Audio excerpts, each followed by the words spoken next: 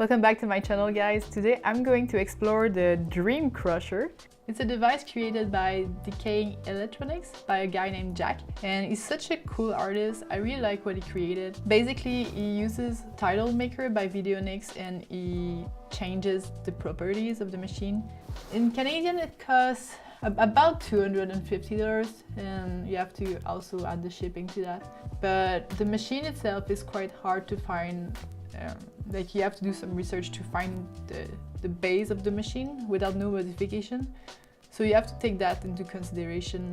He's also selling those Nest zappers. It's a different model than the one that I've done in my last clip. But if you want to have one already made, like I mentioned in my last clip, you can go check out Jack's shop on Etsy, and he sells them for about $50 Canadian.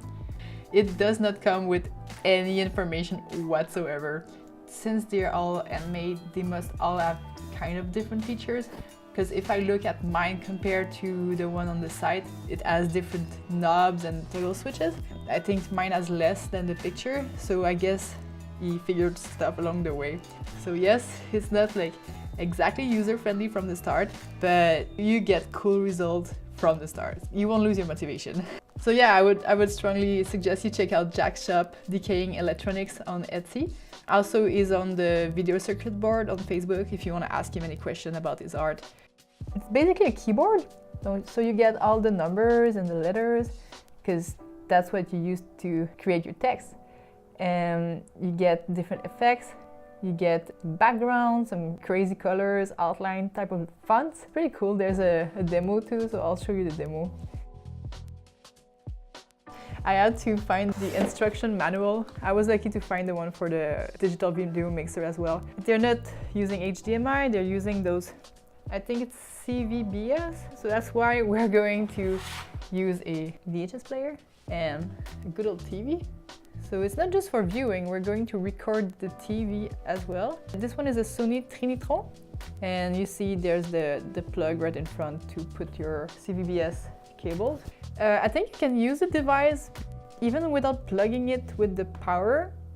You just won't get the title maker effects, but you will get all the resistance that the artist created with the circuit inside. It was really well built. It's very interesting to play with. You'll see how it really deforms and disrupts all the images. It's super creative, and I haven't seen anything else like that. Even in the post-production, like everything you can do on the computer, there's nothing quite like it.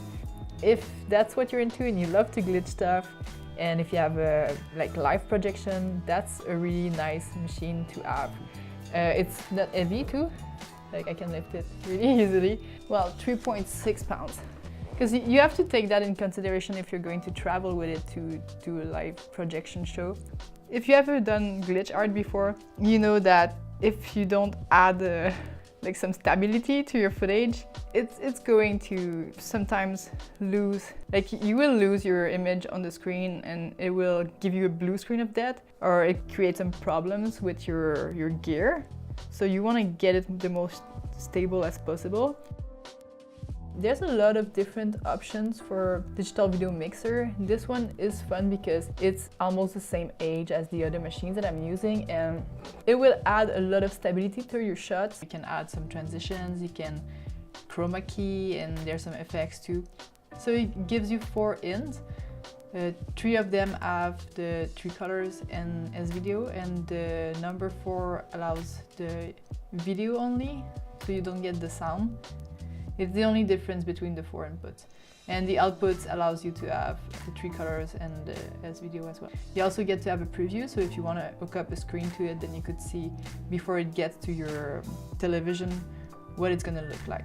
And it's easier to control the effects and if you want to add transitions, if you have a preview first, because otherwise you will get lost in which button does what. So if you want to export it to your computer to record it directly, you could use an EasyCap. The EasyCap is just like a USB little plug. So you would just plug that in one of your USB ports. So you would run your CVBS cables from your out of your device. So if you're running the Dreamcrusher only, then you would have your out at the back of the device that you would run a CVBS cable from there to the EasyCap.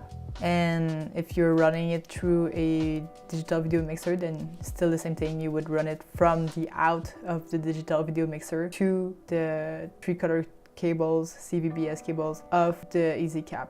But you have to keep in mind that whatever the resolution of the thing you're projecting, the thing you're using is, then that's the resolution you're gonna get after. So if you're using a VHS, then you're gonna get a tiny square. It's not gonna get full HD by magic. It won't expand. So if you try to upscale it after, you won't get all the quality. I mean, it's interesting because you get some of the glitch of the tape itself and you get some interesting mistakes. But if you're looking more for a full HD type of quality, then I suggest you just film it directly on your television screen with a high quality camera. That way you can really have the resolution of your choice and it won't matter what you decide to use as the starting point of your art. Alright, so first thing, the power. Now you need some cables. For our out, I'm going to run one cable like this. What we're going to do is that the video out of this will go in the first input of the video mixer. And now in the in, I'll link it to the VHS player. And we're going to have a video out of the video mixer go in the television. The Dreamcrusher and the video mixer. The thing I did to make sure that it would detect it is that I pressed auto take, so it figured out which one had the tape on. I'm going to set up the other camera. I'll close the lights. Look at all those lines, like it's so crazy. So really depending on the tape you put there, you'll get some crazy stuff. And since I put it in the video mixer, we don't lose a signal anymore. So that's the Dreamcrusher. I mean, it really crushes it.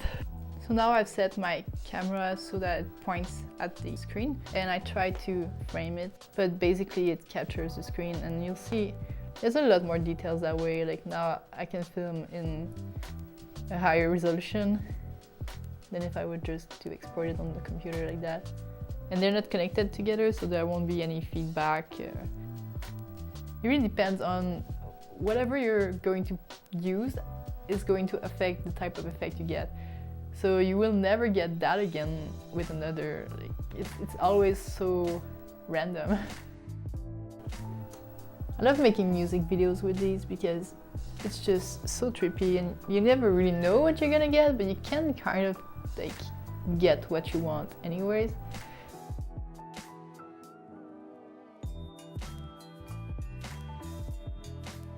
And that's it. I hope you appreciated my demo of the Dreamcrusher.